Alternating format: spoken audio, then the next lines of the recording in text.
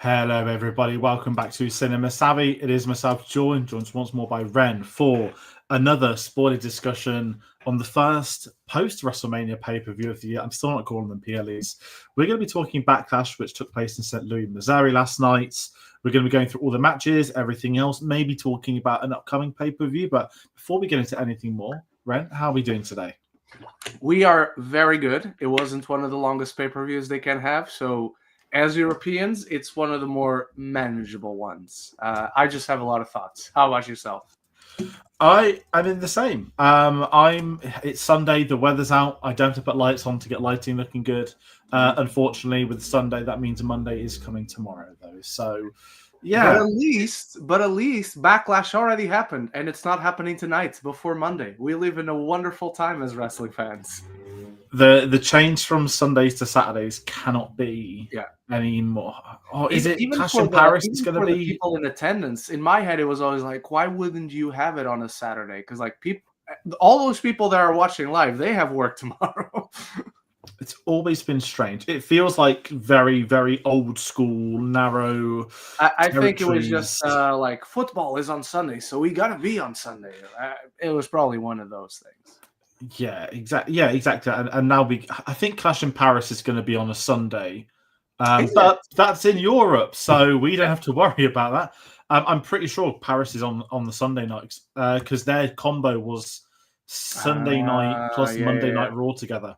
But that doesn't matter because we're in Europe. So Sunday, August 31st. You're right. Huh. Great. We'll be watching it at like 6 o'clock in the evening on a Sunday. Perfect. Can't complain. But everybody watching at home, we are live. Comment your thoughts on Backlash. It's a spoiler discussion. We're going to talk about the results. If you liked it, you hated it, things you enjoyed, things you didn't enjoy, debuts you liked, matches you preferred. We'll go into all the matches from the card. It's not WrestleMania. We don't have a mighty conglomerate of 12 matches across 2 nights to go into. And like the other pay-per-views this year, they've always been building towards WrestleMania, and this is post-WrestleMania. We don't know where it's going as such. I know SummerSlam's the next of the big 4, but we're 4 weeks away from Money in the Bank. We've got Pete's Toys saying afternoon. Hope, Pete, you are doing well. Ren, I want to get your thoughts really quickly before we get into Backlash. 3 weeks ago was WrestleMania. They've had 3 weeks to put this pay-per-view together. What are just your thoughts on the lead up to Backlash as a whole? Fine. It's fine.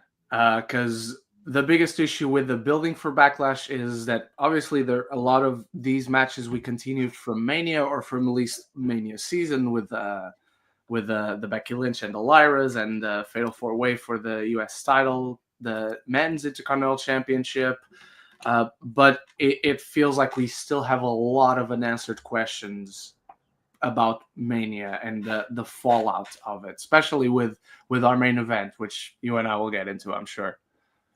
Definitely, and it's kind of the same here. That I've got a really weird thing with Backlash. I think it's probably a common opinion because it's the first WrestleMania. Sorry, the first pay-per-view post-Mania. Historically, it is not one where you tend to get massive matches, title changes. It's very much an epilogue. Last year, we obviously got that AJ versus Cody match, which defied, I think, anyone and everyone's expectation. But for me, putting it together in 3 weeks, it makes it difficult on the booking. So I sort of sympathize with them as a company. They got, putting Orton on the posters. It's in his hometown. I think they nailed what they were going to do. I've got some issues with some of it, but I can let it slide. It gives us a bigger gap to Money in the Bank, a pay-per-view, which I think, given how last year's Money in the Bank was, for the men's at least, done and dusted on the night, a story for a year. I'm very curious about what they do in the coming weeks, who would be involved in that, and what their plans are. So it's a really interesting one. I guess where we'll go with this, we've got 5 matches on the card.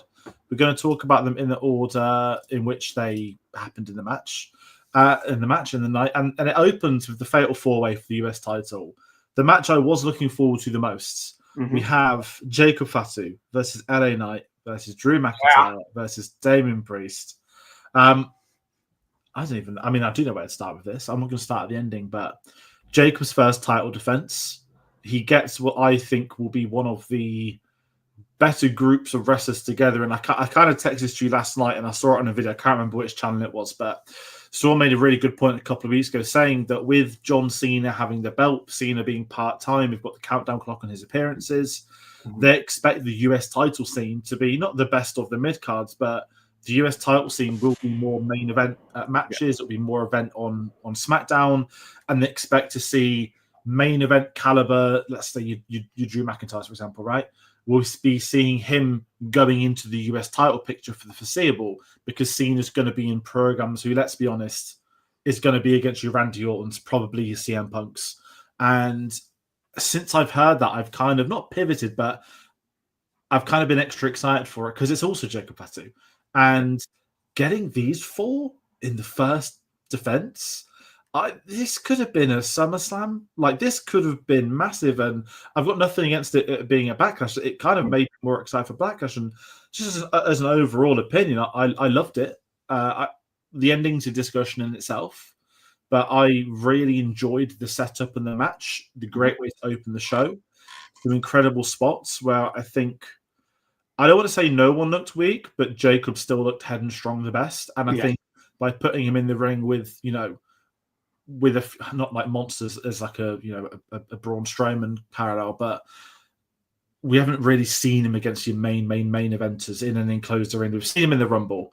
We've seen him, as an enforcer, but have him in ring with these. We've seen him in War Games.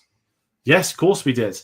And it was nice to have the spotlight on him for this. He felt like the champion. He felt like the main event of that match.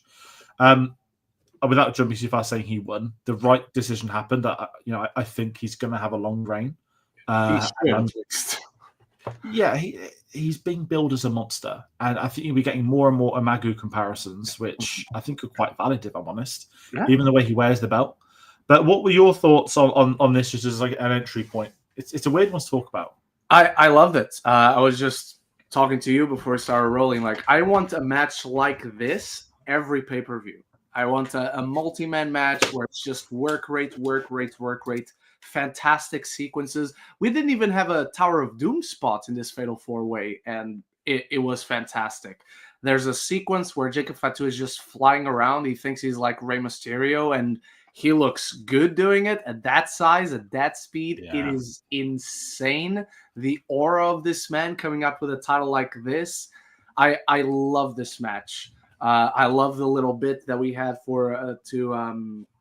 with Jacob and Drew, just the two of them going at it. That was spectacular. The sequence where it was finisher spamming with all 4 of them, spectacular. Before I say anything else, just want to put it out there. We hope Drew McIntyre is all good and he doesn't have to miss anything, and it's nothing too serious, and it was just a bump. Those accidents happened. All of these guys are fucking badasses. And not to jump too far ahead, but we had a debut, just like we did at last year's Backlash, but much better one this year. He did not miss the timing this year. No, it's I you didn't even remember that, did you? No. I remember we were at the BFI having drinks when Backlash was on last year, and it was when Tama Tonga debuted. Yeah, and I remember being pissed off. No, it was in Tongaloa. Was it Tongaloa? Yeah. Tama Tonga had already been in. I just remember being pissed off it wasn't Jacob. I was like, where's Jacob Fatu? We all knew he'd signed. And we were at the BFI. Did Jacob come out on a pay-per-view, or did it come out like on a SmackDown? I think it was a SmackDown, right? I'll search for it on Google. It's a good question. I think it may have been a SmackDown. It was the very typical coming through the crowd. Yeah. I remember it happening. I don't remember the timing. It was obviously way before SummerSlam, but it was in between Backlash. It was after Clash of the Castle. It was on the June 21st episode of SmackDown. He attacked Randy Orton, Kevin Owens, and Cody. It was to the build for not SummerSlam, Money in the Bank. Yeah, it was the week after Glasgow. Yeah, that was it. Because I was sort of like, are we going to get Jacob Fatu at Clash of the Castle? Yeah, exactly. I remember that. But I didn't mind the ending. I mean, I'll just say I'm with you on the Drew McIntyre thoughts. I didn't know about the bump. I think on the night on Twitter, as you get, there were a few accounts that had put medicals out with him. I think Triple H spoke about his press conference saying like he's a tough nut. He's okay. It's not anything to worry about in the context of what to take that bump to hit your head off a height in a crowd spot. That is more worrying than any taking a bump of any other kind. So if he is okay, If he needs a break, they need to give him a break just to play it safe with something like that. But I'm very happy because that could be a lot worse. And he is an absolute monster. So that will only make him stronger, which I think his injuries have done. And again, it's a real sharp reminder to those in the industry, like how paramount safety is. But the spots you mentioned as well, was it when Jacob got flipped off the top turnbuckle, turned it into a swanton bomb? God. And then he did the running. Oh my God. As you said, he was moving like he was Rey Mysterio, but this isn't Rey Mysterio. And he was moving like he's Rey Mysterio, like he's 25 years old. He's close to 40, this guy. He moves so much better than I do. Yeah. He's not close to 40. He's about 32, 33. But he's still, he's not the size of a typical high flyer. This is a massive, massive dude. You and I have both been to wrestling shows live. We know they look big on TV. They look bigger in person. Wrestling is the opposite of the camera adding 10 pounds. Like, it takes away 10 pounds for wrestlers. Yeah, it's like, we'll talk about Orton Cena later, but the size makes a difference of those sorts of spots. And the crowd, and we'll talk about the crowds as well. The crowd were very good. That's probably one of the best American crowds of the year I've heard. Certainly at the PLEs. I don't watch every week to week, and I know that, like any broadcast, you can turn down crowds at times, but the crowd really helped sell the night, and that goes for all of them. Even the worst match, which we'll get to later, the crowd were good in that match, which is great. And, we are very quick to criticize. They were ready for the wrong person, but they were good. Yeah, this is it. And I'll always criticize, poor atmospheres, but especially the American ones, but I won't hide when it is good, when it should be spoken about, and they did, which is a great sign. And I really hope that can carry some momentum through to other American crowds across the year.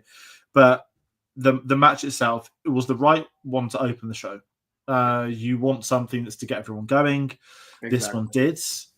I have my criticism is the ending, but it's also unfair to call the ending a criticism because I was having so much fun of the Fatal 4-Way. I was hoping for a clean finish. And I kind of understand why they didn't want to run with the finish, that we're obviously going to bring in Solo. No one is worried about Jacob losing when he's on that table. The reason I don't think I'm worried about Jacob being on the table is that he would probably no-sell going through a table. And did he also at the start of the match, I can't remember if it might have been the diving through the rope part.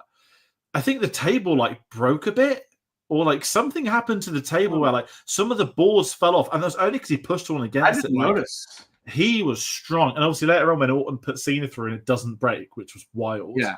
But I love how they improvised. Then just get a normal table and let's do the breaking spot because these people. Let's do it again. Yeah. The fact there was a table, and it was improvised well because he has to go to a different part of the ring, it wasn't where it needed to be. But those two could just do whatever they want to do. But let's talk Jeff Cobb. So we get Solo rocking up, and again, I've got Solo comes up like, okay, I get it. I hope Solo doesn't fuck over Jacob. We know it will happen eventually. What I didn't expect, which I know you'd messaged about before, was the debut of Jeff Cobb, who is going to be Solo's enforcer, which creates a storyline to begin with. Multiple storylines, one with Jacob, one with Solo, maybe even one with the Bloodline, seeing as he's not a default Bloodline relative. No, he's not even Samoan. This man is Filipino, just so everyone knows. Yeah, I text you that I was like, it looks like Rhino and Roman Reigns had a baby. I had another chat say Jeff Cobb looks like a hobbit. Okay. I've seen that's what happens when you come to WWE. Yeah, especially when it is who's this? When you introduce someone through, obviously, a spot, an event. He's in his 40s. He's been part of New Japan. He's been a veteran of the industry, so it's kind of wild. I think I read this was 3 a.m. I think I read he was a part of an Olympics team as well. I don't know if it was wrestling. He was weightlifting. Flag carrier for Guam in the 2004 Olympics. Oh wow! I remember. When you think about that, of course, that makes sense because he'd have been in his 20s then. So he's experienced. I'll be totally, but I'm not familiar with his work aside from I know who's I worked shall for. educate you, if I may, of course. No, go shout everything out. We're not exclusive to WWE. So Jeff Cobb, he's been all around in wrestling. He was big in New Japan. He was part of Will Ospreay's Empire faction back then. He was also in Lucha Underground, where he wrestled under a mask. He was like the monster in that company, like the name of some creature. I don't remember. This man is so strong. He will pick up guys the size of Jacob Fatu and like spin them in the air and slam them.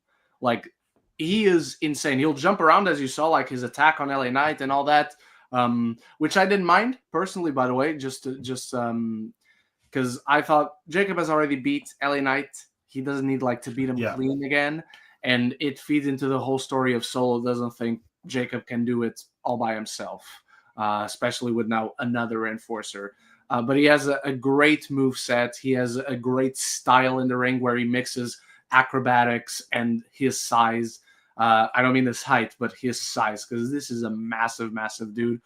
So whenever it happens that he goes up against Jacob Fatu, it's going to be a beautiful mix of power and speed and flight. It's going to be insane. This is it. So he's got the belt. Mm-hmm. First defense, not one clean, but I'm okay. And this is I don't mind the story. I don't mind a new enforcer. I don't mind the debut. I think it's just because of what that match had been before. Mm-hmm. Setting up the long-term story, we are obviously going in two directions now, because 90% of people would have probably bet on Solo versus Jacob for SummerSlam. Yeah. Most of them probably still will. I'm going to do you one better. SummerSlam, we're going to get Jacob Fatu and Zilla Fatu versus Solo Sikoa and Cobb. Oh, I would love that. Because I don't think now Solo has a new enforcer. I don't think he can do a one-on-one. I think so. Not like protect Jacob as such, but you cannot bring in a new enforcer and have them be weak. Mm-hmm. But then at the same time, if you want Jacob to stay strong, you don't want a boring, cheap enforcer ending for a character like this, which would be for a belt. So I'm going to completely pivot on the spot, because I text you guys like I say I think Zilla Fatu is going to debut soon. He's still not officially confirmed to have signed with WWE, but he is like still free agent, still appearing. Like you see him in the crowd at matches. We know he's training in the Performance Center. We've seen footage of that, literally. And not just because it's Umaga's son, but the fact that Jacob's character is so leaning into the Umaga side of his family, more specifically than anything, how he wrestles, his moves, what he does. If they are going to bring in Zilla, I would love to see it in this feud now. In comparison to that, if they don't, I'm fine, because Jacob's going to have an insane career, and I do think he will be main event by Mania next year. Like, I would love for him to have a Gunther-esque run of destroying everyone left, right, and center with the mid-tier belts, but obviously we don't know the direction the company is going post-Mania because it's still so fresh. There's still so much story to tell. But I would be really surprised if post-John Cena, that main event WWE title scene, we have to have a Jacob Fatu by Mania. I think he just misses next year's Mania, but after that, going into 43, that's when we begin building Jacob Fatu up to the main event. I could see him as a Rumble winner already. Like if he won a Rumble next year, I wouldn't be surprised. I could when I thought like we were gonna shoot up Braun Breaker immediately for the world title, but now because of the stable, they've teased time and time again like the money match is Braun Breaker versus Jacob Fatu, and I think you now need a little bit, because Braun needs work on his promos. He doesn't need any help in the ring, but he needs work on his promos. And I think you want to keep this stable for a while so that when it does break up, you feel it. And it just doesn't just feel like a fleeting thing. So next year by Mania, I still think we're gonna have Braun Breaker and Seth Rollins and whatever their stable looks like by then. They'll be main event scene. Oh, well, they already are, but they will end up with titles in that scene. I could easily see. I'm excited. It's very exciting, but it's a fun. Also, we're taking into account like who knows what changes after the draft. What's that going to look like? Have they dated the draft? That's one of my questions. They did say it'd be post Mania. Mm-hmm. I'd be really surprised if we don't have the draft in by. At this point, I expect it after Money in the Bank. It'll be if it's not before, it has to be strapped to Money in the Bank, doesn't it? Because it's the reset button. Do you have any more thoughts on this match before we move on? No, just shout out to all these guys who are fucking insane athletes, absolute badasses. Let's talk the women's IC. Lyra Valkyria versus Becky Lynch. A very controversial WrestleMania moment in the sense of Bayley losing the spot, premeditated, pre-planned. Knowing Becky Lynch did the heel turn the day after, they dropped the belts the day after. Liv Morgan is filming in Tokyo already, which is weird because she's also got the women's tag belt. I am very much liking this feud. I know. Sorry, I'm trying to help stuff. I know that Becky Lynch has addressed the Becky Hogan comments behind the scenes. She's really not happy, which I respect her honesty, but it just would have been easier to have just not said anything because it's a joke that's gone on too far. Like anyone gets called name Hogan now if they do any form of that. To drop into the mid card, who is clearly elevating Lyra Valkyria, who is elevating the much needed elevation of the women's mid card titles, I think is best for Becky at the moment. She doesn't, you know how we've sorted Charlotte for just coming back, winning the Rumble, putting herself in the main event. I was about to say, Becky, Becky doesn't need that because Charlotte didn't need that. But what Becky is going to do in the long term is not because she's Irish as well, but you can tell she's going to elevate this person's career. They will probably have a feud for a couple of months. And heading into that, I said to you, I think Becky could win this belt. If any belt's going to change, I think it's going to be this one. Yeah, it was the same. And I wouldn't have minded it because she's a heel, and just the match itself was an expertly crafted one. It isn't the most glamorous of spots, of moments, but it is pure at its heart technical wrestling. It's an up-and-comer with a veteran for a title belt. It's got some amazing sequences, and I'm very happy with the ending. It protects both of them with a quick roll-up. Yeah. An injured eye winning with a roll-up I really thought was somewhat creative because I was expecting Becky to win the belt at that point, but I'm glad she didn't. I was really happy with this.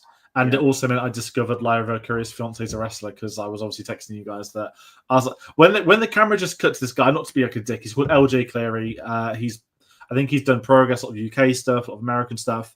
They've just got engaged recently, but what I would say, it wasn't the stereotypical like wrestling partner you'd think of. And fair play to them both. Sorry to bring that up, but I couldn't not because it was wild. I was like, who the hell was this guy? I was like, it looks like the Irish version of Jungle Boy. But yeah, it's a great match. And I'm glad they didn't pull him in. Like, sometimes when the partner's dragged in a bit too much, it was fine. Just put him in row one watching his partner. Great way to mix it. This is probably match of the night for me, just because coming into Backlash, Becky Lynch is the greatest women's wrestler of all time. I know Lyra Valkyria is fantastic in the ring. I've been following her since she was Aphie Valkyrie in NXT UK. And I just didn't see how this match would be interesting not because of the ladies involved, but just because usually the booking for the one women's match you get on a pay-per-view, it's not going to tell the best story. But they did. They did in the ring. They had incredible technical ability with one another. Their movements flowed so well. I thought even the commentators, when there was a little bit of when Lyra Valkyria slams Becky and she's going for the moonsault, but then decides to go for the pin and then go for the moonsault again. Even there, I thought the commentators did a really good job of playing into what the story is of the veteran versus the inexperience of Lyra Valkyrie and all. And at the end of the day, it's just a story of how the good guy would just refuse to go down, and it's the pure tenacity of her that made her win. I thought this match was fantastic. I want to shout out the crowd because they were on fire for this match. They were screaming for Becky because Becky's an old favorite. We know she's a heel. We're going to boo her, but we're also going to cheer her. And then you have Lyra Valkyria becoming a star. If she wasn't a star already, which she was, because you saw her coming out and everyone was wooing the Bird Lady, she is a star now. She is ready for the main event. And she shouldn't be shot to the main event. Let her keep this title. Let her cement this title as something that is important, something that is meaningful, something that other people should want. Well, she's a star now. She is one that they can put on the trucks, one that they can put on the marquees. I thought everything about this match worked fantastically well. And that's what you want. If this is the beginning of a feud, who we know at this point in time, Bayley is going to be brought into this. She's already in this. She's injured. She's written off. Yeah. I'm not saying, let's predict the next pay-per-view. They're going to have a triple threat, but there is so much they could put Bayley in a moment with Lyra by herself. They could have Lyra rematch with Becky, and it's a really interesting predicament. And again, it's what the mid card needs. Yeah. Because I think this company has really messed up the women's mid cards, particularly the no-show at Mania is a real worry. Now I know, you have to put the tag belts on them for her to turn heel to then kickstart this feud, which I appreciate still. I just still hate the manner in which it was done. I just did more for Bayley's sake. I think she deserved better as a performer. Especially, it'd be different if you're taking her off like Backlash, you're taking her off Money in the Bank, but to take them off the Mania spot, that's a real big one. So I'm hoping that when Bayley does come back, it's going to be a fired up. Look, man, SummerSlam is 2 nights. Give us Becky Lynch versus Bayley. Doesn't need to be a title on the line. Just 2 of the greatest of all time. 2 of the horsemen. Because they can elevate Lyra and then have Becky go elsewhere. Exactly. They can elevate Lyra and have Becky chase the title battle they want elsewhere. They can have one more match with Becky and Lyra, but that's when Bayley comes back and it goes at Becky. So you have a feud between them at SummerSlam. And I think kind of with that, again, without sort of criticizing Charlotte too much because she wasn't involved yesterday, but at least her character's weighing in on the fans now. If you boo me, I'm just going to walk out, and she's going to walk out, and it's going to set up Charlotte versus Jade Cargill, and it's those kind of things that not rudely get out the title scene, but it's like, yeah, Charlotte, do something not like fair play now, but something different. It doesn't need to be a title belt to be an interesting story. And exactly. I'm not saying wrestling fans are fickle and they'll cheer; they probably won't still, but you don't need to be in the title. It's when they suggested Drew McIntyre, they were saying that he's not had a belt in 14 months. CM Punk has not had a belt since returning, a year and a half ago. He hasn't even been in an actual title match because he hasn't, has he? Storyline has allowed him to not need that because he's been main event without the title. And that's the key word you say right there. Storyline. The problem with Charlotte is she's never given a story. She's given a title match. That's it. And this is what, if she works on it, good luck to her and fair play to her. And it's the same as Becky. Becky's going to have story now. The heel turn, questions, will she join the Seth Rollins stable at some point? Will she not? There's so many questions over, but at the moment, we got an amazing match because of it. And now Lyra gets to, have the field of her belt, elevates the women's mid card. So that's kind of what we want. But let's move on from the women's. Is there anything else more you want to add? Nope. Just really, and kudos to WWE for proving me wrong that these titles, the US and the Women's Intercontinental Championship, were bad ideas. They still can't use them perfectly, but when they were announced, I was not into them just because they already don't use the women all that well. Yeah. Just giving them titles is going to make the titles be meaningless, but they've been proving me wrong. They first did it with the US. I don't know why they're taking turns because they're in different brands, but they once did it with the US. Now they're doing it with the women's IC. Kudos. I'm happy to be wrong on this one. Definitely. I mean, let's talk the men's IC, shall we? Dirty Dom versus Penta. I'll be totally blunt. A very last-minute match. I know there are a lot of murmurs that were they going to put Logan Paul v Jay on. That's now locked in for Saturday night main event. We're not doing those. The title is not changing. Yeah, and also let's. I know we do the PLA discussions. We don't do Saturday night main event. Not to slag it off, but it is a televised house show. That's what I call them. We should do one, but it's just 5 seconds, and you and I either just give a thumbs up or a thumbs down, and that's it. There's a murmur that Cena's last match might be a Saturday night main event. Really? I really don't want it. So Boston has been confirmed last night for to have to Cena's last match in December. There are murmurs on some of the wrestling sites a couple of weeks ago that Boston was eyeing up a Saturday night main event in December. Now, for the sake of speculation, I really hope that doesn't happen.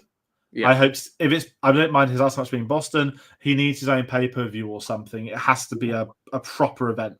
I don't think Saturday Night Main Event deserves it, and I don't think WWE would want it. So yeah, I don't know why they would do that, because that's on free television over there. That's on NBC. Whether Boston thought we want something and now they're going to get something bigger, great. But Saturday Night Main Event, I don't care. But the men's IC, so Dom, a match thrown together. I don't think this was a bad match. No. I don't think it was a great match. It was very much a Monday Night Raw match where we have Penta being very cool, Dom being a great heel. Oh my God, the Judgment Day turned up. What a surprise. Let's eject them and let's have El Grande Americano set up a feud. Sorry to just skim over it. There's a couple of good spots. There's some good spots in this match. I just didn't care about the match itself. Yeah. The intrigue comes from Finn almost costing Dom by being too slow with the, getting a steel chair, getting not. Penta losing not clean to protect Penta, but it now puts him away from the IC feud. I think we're moving closer and closer to the Finn Balor versus Dominic Mysterio, not heel turn, just Finn's going to get excommunicated out of that group, isn't he? Yeah. And he needs the singles run. He really needs the singles run, I think, for the benefit of his career. And if Dom's going to be involved in that, great. Dom leading the Judgment Day is kind of the perfect person to lead it. When you think about his placement in the early days, rising the ranks, getting belts, and I'm a massive Dom fan, but as I said, there was a couple of good spots in the match, but I don't really have much to say about it, if I'm honest. Yeah. I told you there would be a match. I don't have many things to say, and this is the one. This is a really good Raw title match. This is a Raw main event for the IC Championship, and I don't think Penta or Dominic can have a bad match. So let's just start there. This was not a bad match. This was just a match where it really wasn't about the Intercontinental Championship. It really wasn't about making Dom look strong. It was about protecting Penta while adding intrigue and layers to the Dom and Finn story of the Judgment Day. And now with Grande Americano, we have an excuse to put the Lucha Bros together because Rey Fenix got screwed by El Grande Americano at WrestleMania. Now Penta got screwed by El Grande Americano at Backlash. I don't think it's going to be a Money in the Bank thing. I don't think it's going to be a Saudi thing, but this will probably be SummerSlam. Lucha Bros versus the Creed Brothers, or George, call me crazy, Worlds collide. The Lucha Brothers versus Chad Gable and El Grande Americano. That would be amazing if they can pull it off. Yeah. Perfect. I think we're heading to Worlds Collide the same day as Money in the Bank, isn't it? Is it the same day? Oh, I believe they've let me load it up. I believe, they're both June the 7th. Like Stand and Deliver. Yeah. I wonder if they're building towards that. Mm-hmm. If they aren't, and it's going to go also cool. But I think the as long as I don't have Alberto Del Rio. I've not read into that too much. I kind of don't want to for my own moral conscience, but. Just correct me if I'm wrong. I know they bought AAA. Mm-hmm. I don't say what I want to have happened. If he is signed to the company, I hope he is signed because he already had a contract before the takeover. If they've offered him a contract after, that's fucking gross. From what I've heard, it's the latter, unfortunately. For fuck's sake. They need to have. Because if it was the former, you could just release. Or just never put him on telly again. And exactly. Just let the contract dry out. Especially when there's talk of Paige coming back next year. That's the sort of thing that throws that out. I know not everyone likes her anymore, but she's still born and bred from NXT. There would be a place for her, particularly with mid cards. He's a good wrestler. I like him. This is it. Yeah. He's a terrible wrestler, an awful person. If there was one positive, I want to give Alberto Del Rio.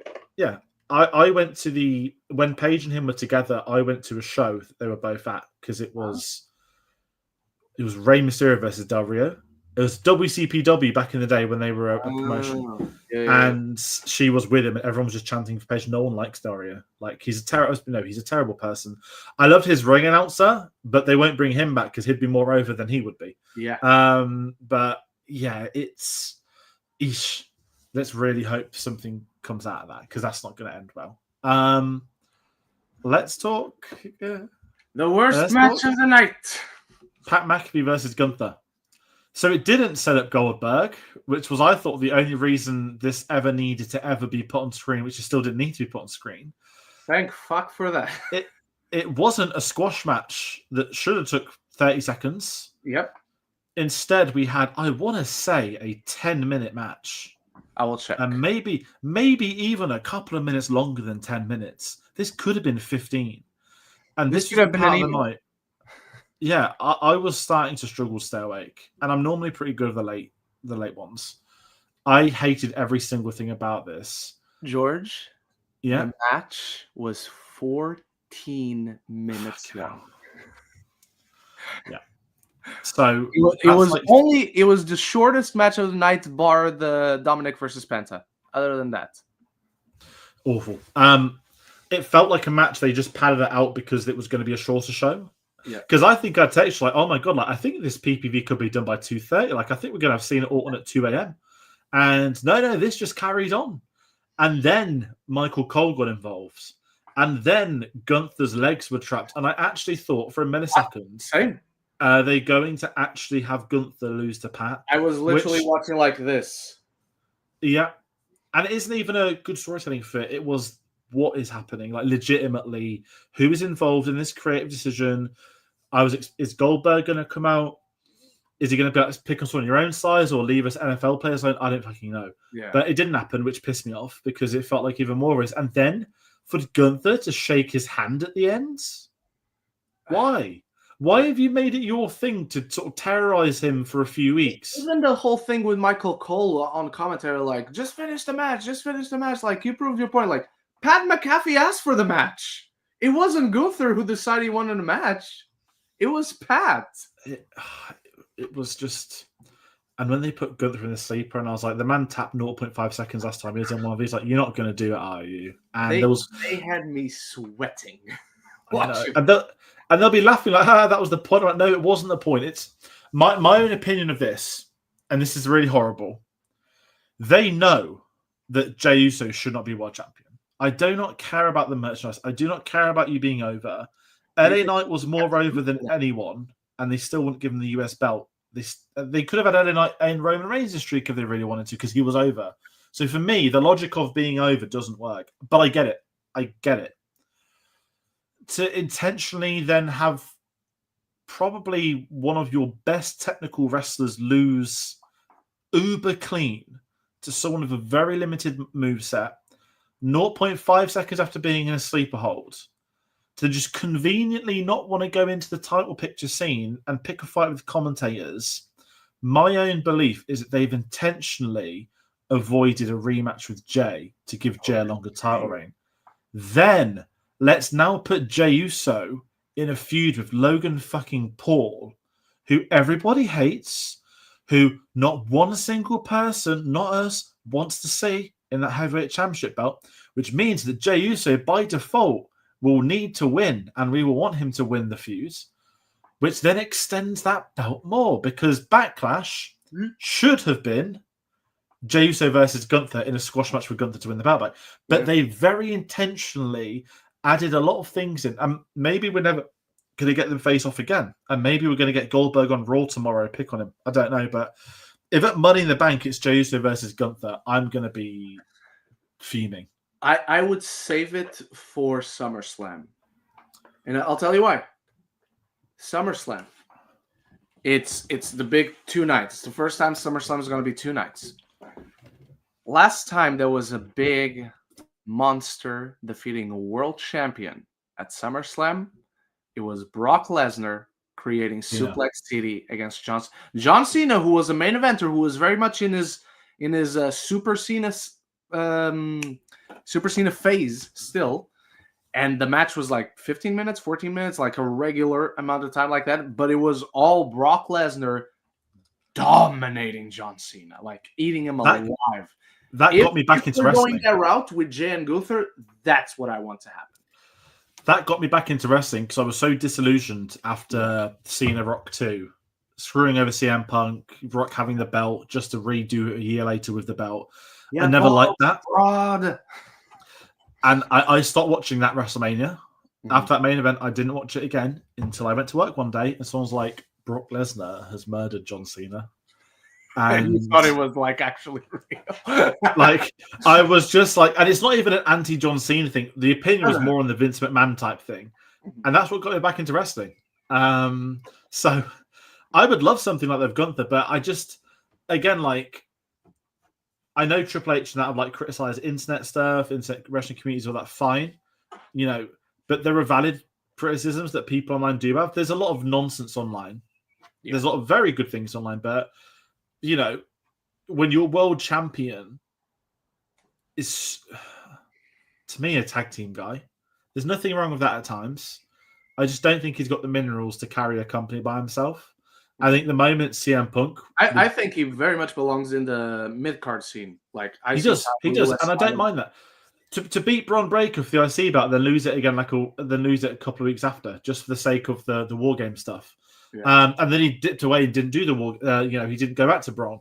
So personally, if they're keeping Gunther away from belts, if Gunther's going to have Goldberg, I really need Seth Rollins to take that heavyweight belt soon, because I know it might be too early with the villain stable, but Seth made that belt. He carried that belt. If he's going to have the new villain faction, it makes sense for him to win it. Whether that would be SummerSlam, I don't know. But I'm really curious at what they're going to do with Gunther, with that belt, because we know how good Gunther is. If they're actually good, I don't mind Gunther against Goldberg on the premise it's a one-off. It's Goldberg's retirement and Gunther murders him. Because I thought I had an image in my head of Goldberg trying to pick up Gunther to do his finisher, and that doesn't happen in the year 2025. He's not going to be able to pick him up. By the way, that Gunther is getting more weight, but like maintaining like the tone. He's getting back like to big Gunther, but he's maintaining the tone, so he's going to be ripped at some point. He's not going to be like big Walter. And to your point, regardless of who takes it from Jay, I think SummerSlam is the when it maximum. Yeah, like it can't be any later. It could be early, but it probably will be SummerSlam because. Yeah. And then what we want to kind of try and avoid though is, if anything, he keeps it at SummerSlam for shock value, but loses on the Raw after SummerSlam or something like that, or he gets cashed in on. But it's weird for me because SummerSlam. There you go. I don't want it to be a repeat of last year that we have, hey, we switched the belts at Mania and now we're going to switch them back at SummerSlam. But the other champions, they already did it. Gunther losing against the underdog at Mania. And the other champion's going to have a long reign this time because he's on a retirement tour. So everything wrestling repeats itself. There's nothing wrong, but it feels at the moment it could be too carbon copy from 2024. And for their own sake, they should avoid that. I'm glad we're not doing King and Queen of the Ring because I like the logic of, the winners get the shot of SummerSlam, but then you sort of sat there like, wow, Nia Jax was always going to win that belt, and so was Gunther, and it kind of ended up being a non-entity after. Although Gunther did get a good feud of Orton. But speaking of Randolph Orton, should we talk the main event? I mean, everything's been said. But by the way, let me just add, I don't think Gunther looked bad. My question watching this match was, why is Pat McAfee not being murdered on my TV? He was humiliated. He was owned. I don't think Gunther looked bad. I just think we didn't need all of that. I just want to see Pat McAfee get chopped, get powerbombed, get missile dropkick, get big booted. I want all the violence. That should have been the match. So, yeah, that's it. So, on to the main event. The main event, Randy Orton versus John Cena. Let's roll back the years in what WWE described as for the last ever time. Yeah, I'm putting a giant Thunderbolts asterisk by that. The new Avengers of WWE. Spoiler. I loved the promo. Someone online somewhere is going to do a My Way cut of it, which is worthy. It's going to be so good. This match, I love this match. It's heel Cena versus face Orton's remarkable in Randy Orton's hometown. It felt like a proper. Anything gets Cody Rhodes. Should add, it was all. Regardless of what they actually are right now as characters, in St. Louis, it was always going to be face Randy Orton versus heel John. Yeah. And where this match went, Orton stood tall every episode of Raw. Well, sorry, SmackDown the last few weeks. And I'm fine with that. We all knew Cena's going to walk out here with the belt still, and I don't mind that. But what we actually had was a very enjoyable I don't even want to say an old school match. It was a finisher fest. It was a spot fest. I would say it was an old school match. I would also say it was like the epitome of working smart, because these guys were getting the biggest pops by doing the bare minimum. I had a friend who actually said, like, John Cena and Orton, like, they basically put on a clinic for the boys in the back, where it's like, work smart, not hard. Where they are in their careers, they can do what they want. That's what my logic is. And they have the spots, they have the story. There's need any marketing. The whole world is watching. We say it's Orton versus Cena. Like, they've not done this in so long. And I don't know how long the last one was, but it's an iconic rivalry that we all knew would happen this year. We all knew it would happen this year. But to get it hit for Cena's first few after Mania, I think is the best, because you're then not sat there thinking for the whole year, he's going to get Orton soon, he's going to get Orton soon. My own theory, without jumping too far ahead, this isn't the last John Cena versus Randy Orton. And I don't think it will be at Money in the Bank. I really think, and the more I've thought about this, and it's not my place to say, I don't want Cena to put over someone younger in his farewell. Who did Ric Flair go out to? Shawn Michaels. Who did Shawn Michaels go out to? Undertaker. Triple H didn't go out to the Undertaker, obviously, but there felt like there could have been that farewell, like the end of the era with the Hell in a Cell in 2012. Technically, Triple H went out against Orton. There we go. Because the last match he had was against Orton in Saudi. Did Batista go out to Orton as well? I can't remember. Or was it Triple H? I can't remember. Because he had another sort of comeback. Because Batista had Batista went out against Triple H, but like he specifically wanted Triple H. And wherever I sit with Cena, I know it will be seen as cool.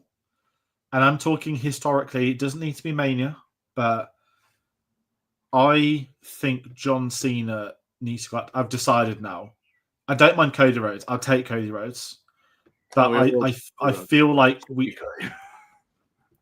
I don't mind if it's Orton at the end of the road. I mean, Cody's having a good time off. He deserves a good rest, and when he comes back, it'll be worth it. But I just think a very smart thing. Like, make us miss him. Yeah, and he deserves a break as well for the last few years. Like, it's probably his longest break since the Pack. But I just think with Orton, with these two, their stories intertwine. Like, even though John Cena, his best matches have been of CM Punk, his greatest rival is Randy Orton. And the other guy we can't mention because he's in another company. What they can't call him Edge Hogan, I guess. But if I kind of want Cena to go out to Orton. Again, if it's... I'm not saying be rude, put a young person over. I'll be totally honest. I don't think anyone young enough not only deserves it, but that will be the shadow of their entire career, is the fact that they would have been seen as match. I think it has to be a legend. Even Undertaker, to a credit, he went out to AJ Styles, which is a wrestling legend. Yeah. Very different COVID, but it is a wrestling first ballot Hall of Famer.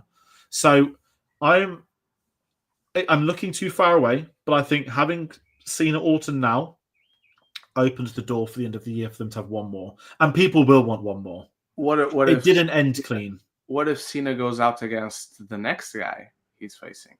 Not to say he's going out next month, but like he faces the guy he's facing next again, and he goes out against that guy. You've lost me. So we all know who Cena's next opponent is. This guy. Oh, sorry. I was so good. R-Truth. No, sorry. So, what if Cena loses against the guy he's facing in Money in the Bank? Let's say that. Let's put it that way.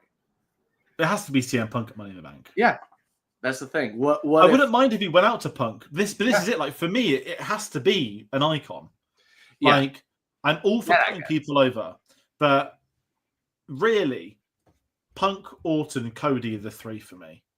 Mm-hmm. I don't think, even though I love Seth's faction and he's a villain, I don't think Seth and Cena have had that historic connection. They have connection, but you can't do it's not an end of a career. Interesting with a heel versus a heel on that level. I think he'll be faced by that point.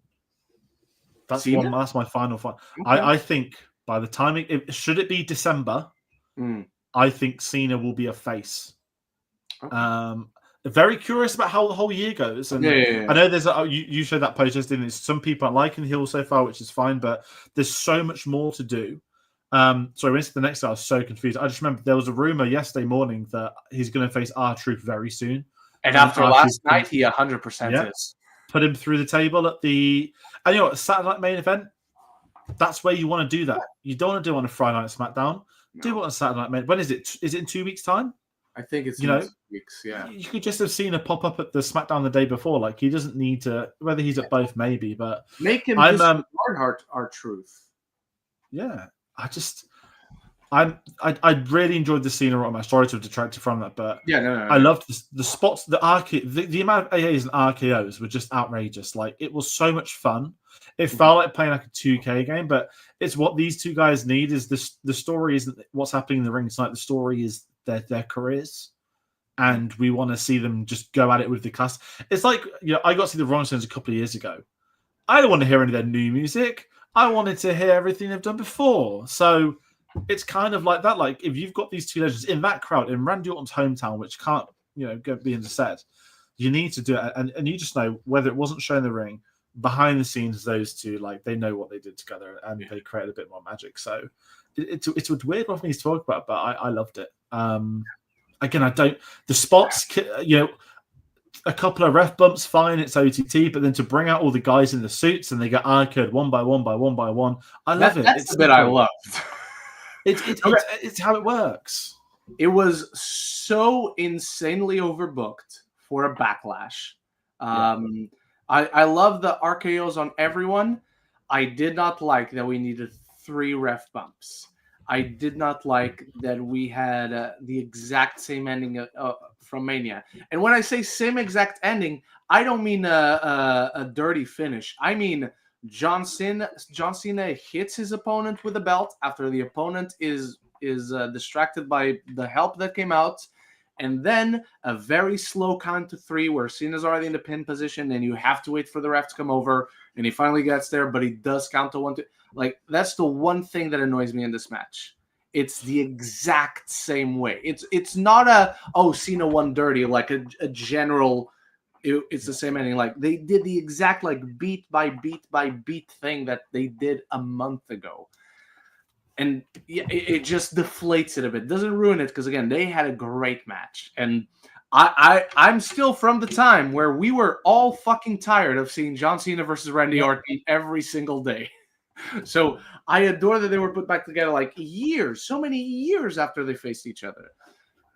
I just did not like the ending. I think that the ending did a disservice to this match, to how good this match was. I think it also does some disservice to Cena and what we've seen from this version of the character so far. Which is why I think we're going to run it once more. Yeah. I don't think that ending is the ending for their careers with each other in that ring. I think we get it at the end of the year. Or at least a second time past summer. Do you know what I mean? Like, yeah. And it goes back to the US title conversation because it's seen as farewell tour. We are going to get your CM Punks, your Randy Ortons, maybe even an AJ Styles at some point. Not entirely sure we will. Oh, yeah, you gotta do an AJ Styles. This is it, and it's so limited what you can do. That means that US title mid card is gonna be insane. So I'm very curious what comes next. Again, we knew Cena would win at Backlash. I think it was the right opponent for Backlash. Yeah. Everyone else is just getting foot into a wood chipper. It is of Orton. You think there's a bit more to market than just a Cena's going to win easy. So. That's everything I've got to say on this one. We mentioned R-Truth's coming next for him, Saturday Night Main Event. Fair enough, they got Cena for a Saturday Night Main Event. It's genuinely genius, I find it, because everyone loves R-Truth. No one's going to boo R-Truth. So when Cena beats the guy that everyone loves, that's when everyone hates him. The guy that loves him, especially, like, you're being mean to this dude who loves you. Like, what the fuck, man? It's gonna be great. It's gonna be great. And he broke character in the press conference, laughing at R-Truth as well. Yeah, because everyone breaks character. You know who should who should come back and break Cena as well? NXT and TNA are crossing over. We need Santino Marella back, man. I need that crossover. Also, we got to do John Cena versus Joe Hendrick. That could, and you might get some of that at a Saturday Night Main Event.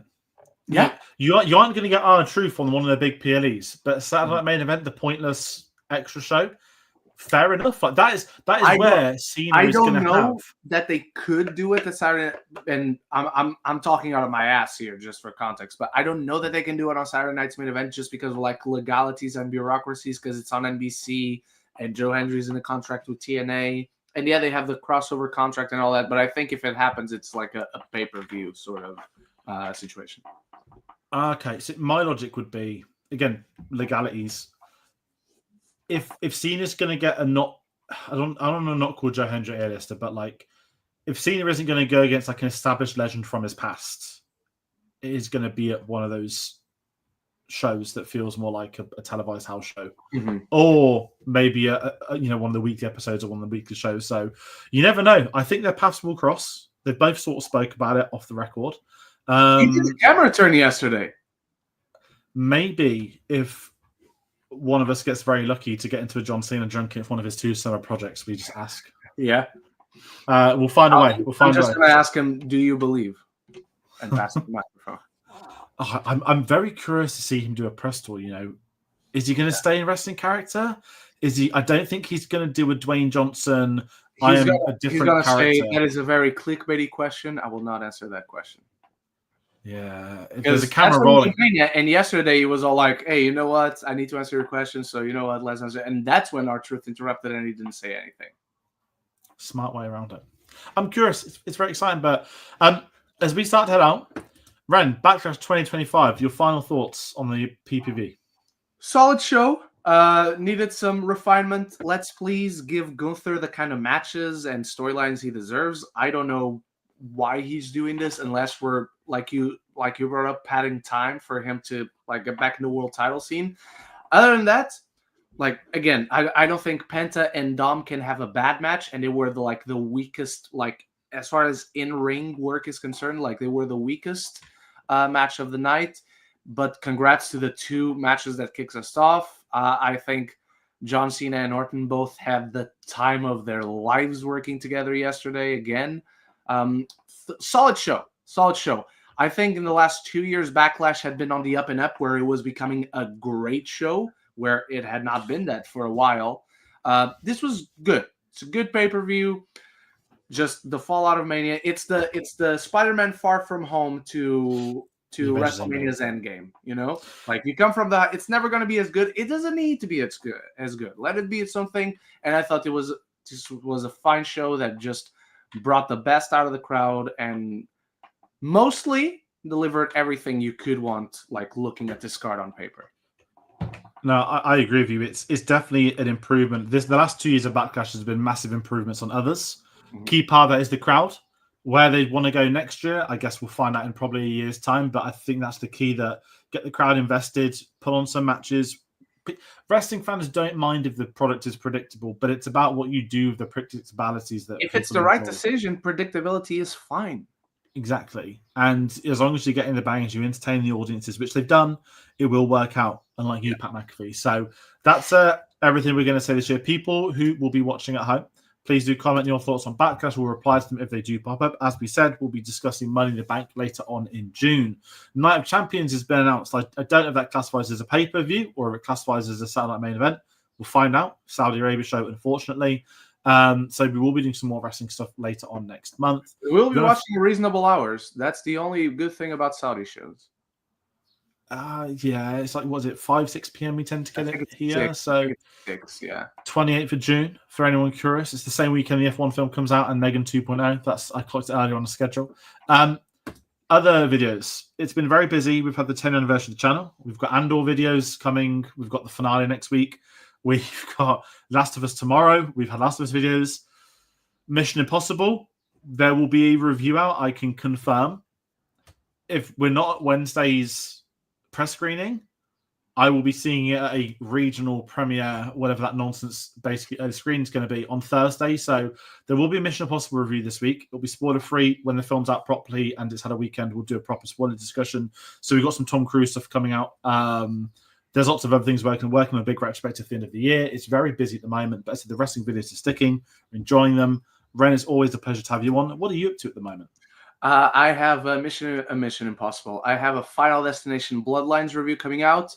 I will also, one way or another, give you a Mission Impossible review. It's just a matter of, do I give it to you on Wednesday or do I give it to you during the weekend? I'm still waiting for confirmation.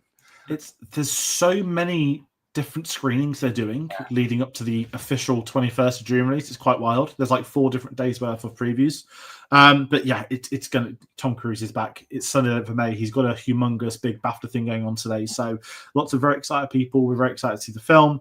Obviously, we'll put it on our socials when they are up. But that is everything from me today. Thank you for joining me. Thank you to everyone at home that's been watching this, commenting. We'll see you on the next one. Take care. Bye-bye.